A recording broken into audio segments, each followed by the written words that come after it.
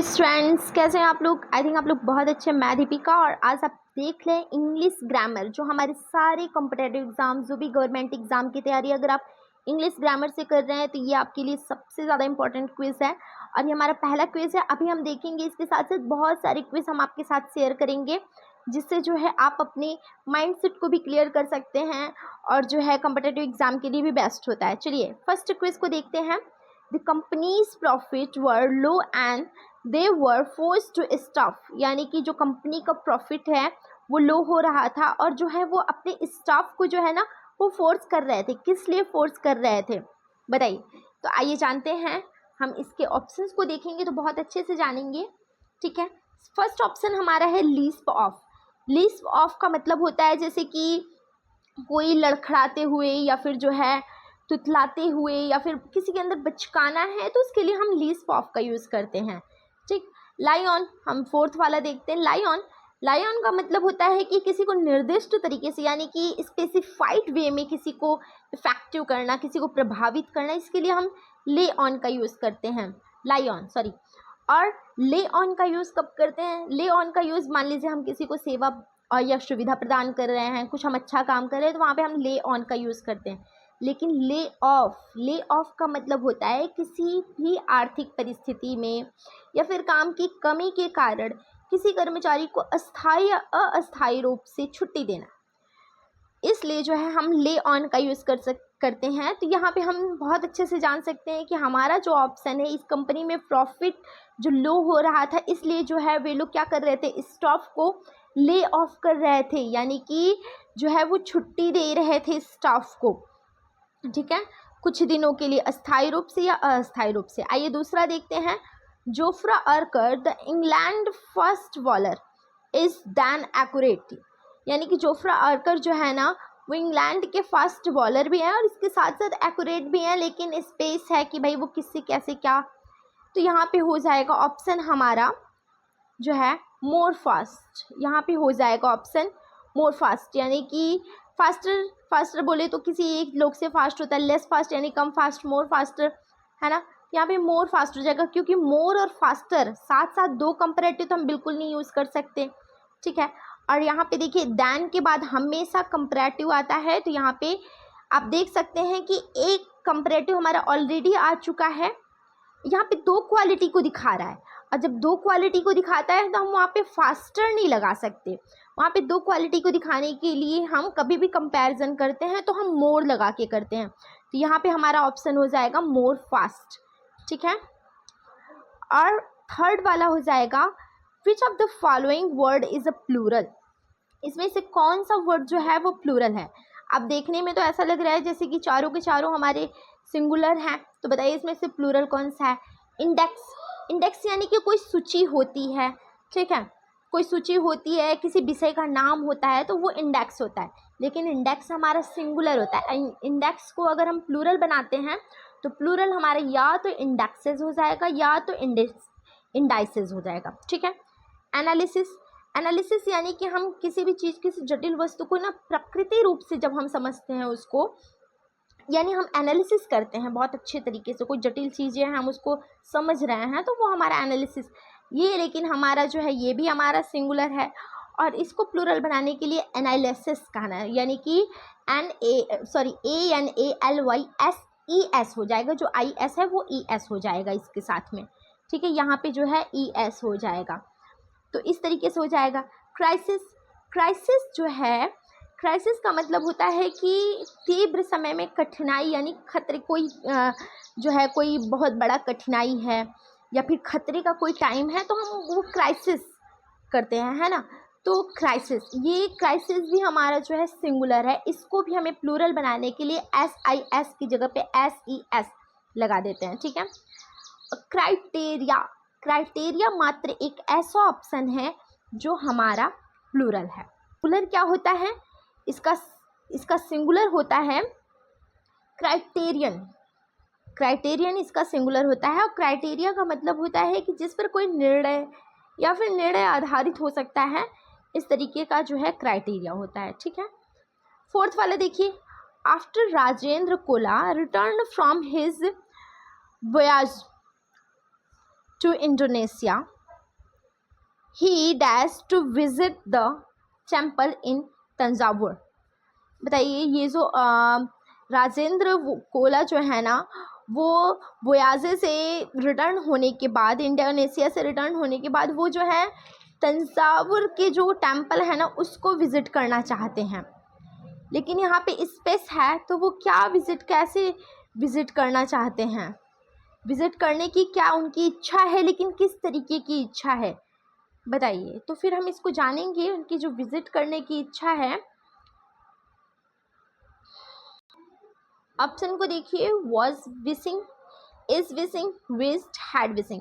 अब यहाँ पे क्या है कि जो राजेंद्र कोला है वो इंडोनेशिया के वोयागे से लौटने के बाद, वापस लौटने के बाद उन्होंने जो है वॉज विशिंग मतलब इच्छा जता रही थी, या फिर जता रहे थे, या फिर जता रहे हैं, या फिर जता चुके हैं, या फिर इच्छा वो रखते हैं, या फिर इच्छा उन्होंने किया है।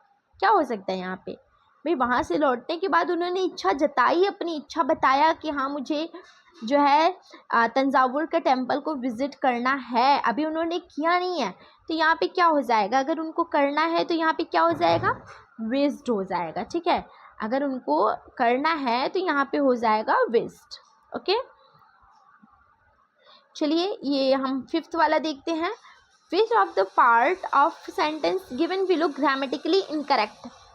देखिए आप देख सकते हैं कि the professor first order to the student to go out of the class, यानी कि जो प्रोफेसर होते हैं उन्होंने अपने स्टूडेंट को ऑर्डर किया कि तुम क्लास के बाहर जाओ। तो आपको सबसे पहले तो ये ध्यान देनी है कि इनकरेक्ट वाले क्वेश्चंस बहुत ज़्यादा आते हैं हमारे सेंटेंस इम्प्रूवमेंट में और ग्रामेटिकली एरर में। ठीक है, तो देखिए यहाँ पे क्या होता है कि ना, the professor ordered to, order के साथ कभी भी टू प्रीपोजिशन नहीं आता, यानी ऑर्डर के साथ प्रीपोजिशन आएगा ही नहीं। तो यहाँ पे हो जाएगा, ये जो हमारा ऑप्शन है सेकंड वाला है, ये वाला ऑप्शन हमारा ग्रामेटिकली इनकरेक्ट है। यानी कि हमारा हो जाएगा the professor order the student to go out of the class, ये हो जाएगा। ठीक है, अब देखिए फिफ्थ वाला, she space the job last year.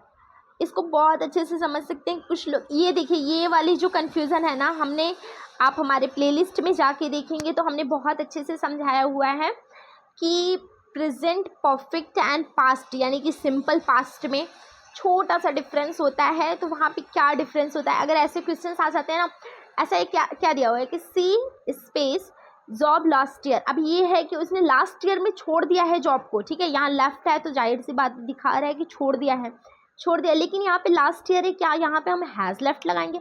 Has left लगा के देखते हैं, she has left the job last year, उसने लास्ट ईयर में अपना जॉब छोड़ चुकी है ना। ये भी मुझे करेक्ट लग रहा है, ये भी सबको करेक्ट लग रहा है। लेकिन कभी भी किसी भी सेंटेंस में अगर टाइम पे एम्फेसिस कर रहा है एक्शन के साथ साथ, अगर एक्शन के साथ साथ टाइम पे एम्फेसिस कर रहा है, जो कि यहाँ पे टाइमिंग है लास्ट ईयर, अगर टाइम पे एम्फेसिस कर रहा है तो वो हमेशा सिंपल पास्ट में होता है।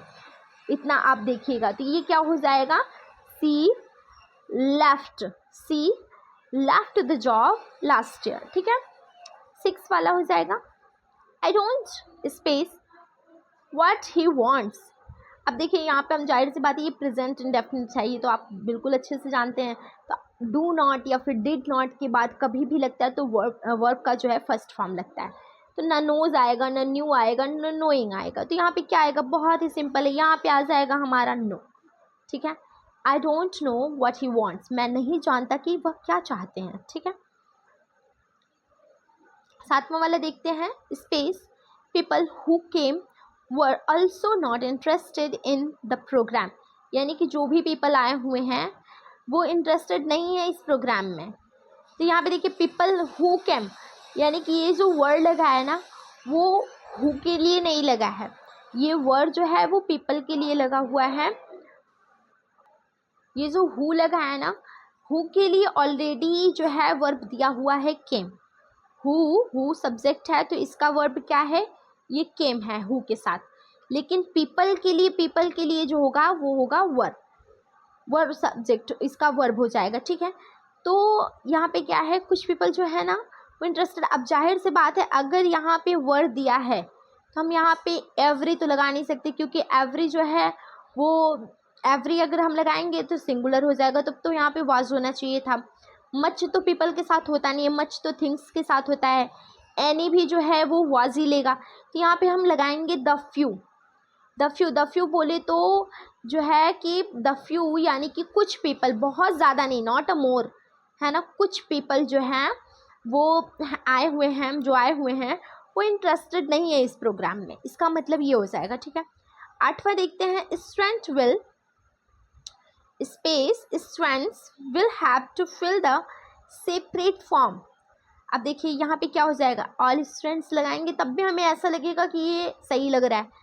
मच तो लगा नहीं सकते स्टूडेंट्स के साथ, ईच लगा सकते हैं, फ्यू लगा सकते हैं, ठीक है। मच तो थिंग्स के साथ होता है, लेकिन यहाँ पे देखिए सबसे अच्छी चीज़ दिया हुआ है सेपरेट। और जब भी किसी भी सेंटेंस में सेपरेट की भावना आती है ना, तो वहाँ पे स्टूडेंट्स को भी हम सेपरेट ही करते हैं, यानी ऑल नहीं करेंगे। मच तो होगा नहीं, फ्यू भी नहीं होगा, ऑल भी नहीं होगा, तो बचा क्या हमारा ईच, ठीक है। यानी ईच स्टूडेंट यानी प्रत्येक स्टूडेंट, यानी एक एक स्टूडेंट सेपरेटली तरीके से अपने फॉर्म को फिल कर चुके हैं, ठीक है। करेंगे यानी करना पड़ेगा, यहाँ पे विल हैव टू है, यानी कि यहाँ पे जो है कंपल्सन दिखा रहा है, भाई करना ही पड़ेगा। Each students will have to, करना पड़ेगा, fill in the separate form, ठीक है। तो आइए देखते हैं 9th वाला, he is last candidate to be interviewed, यानी कि ये लास्ट कैंडिडेट है जिसका इंटरव्यू लिया जाएगा या फिर लिया गया, ठीक है। तो ही is last student, last candidate, ठीक है। तो यहाँ पे हम जो है अ नहीं लगाएंगे, क्योंकि यहाँ पे लास्ट है, तो यहाँ पे हम द लगा देंगे। He is the last candidate to be interviewed, okay. 10th वाला देखते हैं, there is hardly reason to doubt his intentions. अब देखिए यहाँ पे पहली चीज़ तो आप देख लीजिए, पहली चीज़ तो मैं आपको बता दूँ बिल्कुल अच्छे तरीके से कि देयर के बाद अगर कोई भी वर्ब आता है तो वो हमेशा जो है सब्जेक्ट के अकॉर्डिंग आता है, ठीक है। देयर हमारा सब्जेक्ट नहीं होता, देयर के बाद कोई भी वर्ब आता है तो वो हमारे सब्जेक्ट के अकॉर्डिंग आता है, यानी कि ये देयर इज़, अब हार्डली ये जो वर्ब आया वो देयर के अकॉर्डिंग नहीं आया है, इज़ हार्डली। अगर हम सम लगाएंगे तो सम तो हमारा कुछ यानी कि एक से ज़्यादा ही बता रहा है, मच भी एक से ज़्यादा बता रहा है, एवरी, एनी, ठीक है। अब यहाँ पे देखिए एवरी का, एवरी किस लिए होता है, एवरी हमारा जो होता है ना वो यहाँ पे जो हो जाएगा वो एनी होगा ऑप्शन, ठीक है। यहाँ पे क्या ऑप्शन होगा, एनी, यानी कि एनी रीज़न, रीज़न के लिए हम एवरी का यूज़ नहीं करेंगे, रीज़न के लिए प्रत्येक रीज़न थोड़ी ना हो सकता है, कोई एक रीज़न है तो एनी रीज़न, ठीक है। देयर इज़ हार्डली, एनी है, एनी की वजह से यहाँ पे हमारा जो है इज़ आया हुआ है, सिंगुलर, एनी की ही वजह से है, क्योंकि एनी हमारा सिंगुलर है तो इज़ हमारा भी सिंगुलर लगेगा, यानी there is hardly reason to doubt his intention. यानी अब आप देख रहे हैं कि ये हमारे जो 10th क्वेश्चंस हैं जिसको हमने बहुत अच्छे तरीके से जाना, इस तरीके से आप हमें बताइएगा कमेंट में कि आपके कितने सारे क्वेश्चंस जो हैं राइट हुए हैं, ठीक है। और जो है इस तरीके से हम लोग बहुत सारे क्वेश्चंस को देखेंगे, बहुत सारे क्वेश्चंस को पढ़ेंगे और हम अपने डाउट्स को क्लियर करेंगे। So thank you.